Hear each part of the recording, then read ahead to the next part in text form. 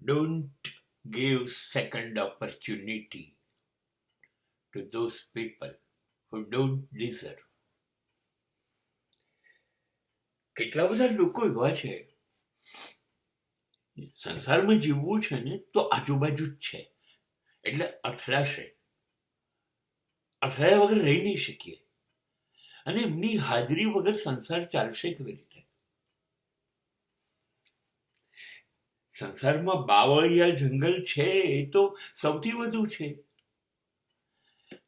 માત્ર કેસર કેરીના આંબાવાડિયા કેવી રીતે હોય? બાવળિયા જંગલ તો રહેશે જ. અને જો તમારી જરાક પણ ભૂલ થઈ તો સાહેબ કાંટા વાગવાના છે.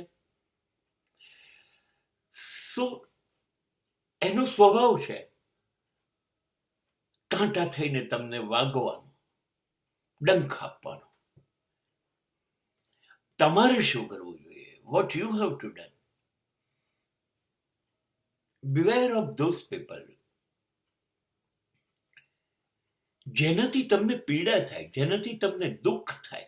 તમારું જીવન જે સરળ છે એ કઠિન બની જાય, જીવવામાં મુશ્કેલી પડવા માંડે.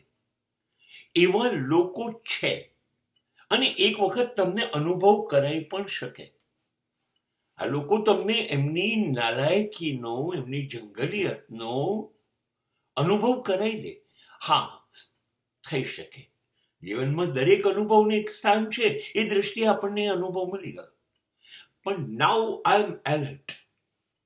હવે હું આવા વ્યક્તિઓની યાદી બનાવી દઈશ મારા મનમાં, અને એમને કીધા વગર એમનાથી હું દૂર ખસી જઈશ.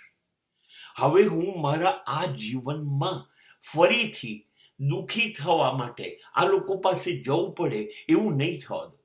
હું એ લોકોને બીજી તક જ નહીં આપું. બીજી વખત એમને કોઈ પ્રયત્ન કરવો નહીં પડે, અથવા એ કરશે તો હું એમાં ફસાઈશ નહીં કે યાર તમે લોકો મને દુઃખી કરો. I will not give them second opportunity. ફરીથી તક નહીં આપું. અને એ મારી સ્માર્ટનેસ છે.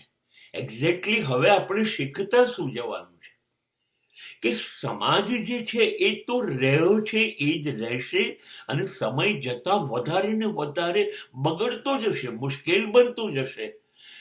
તો હું કેમ સમાજને બદલી શકીશ? ના, નહીં બદલી શકી. મહાપુરુષો બદલ્યા વગર જતા રહ્યા તો આપણે કેવી રીતે બદલીશું?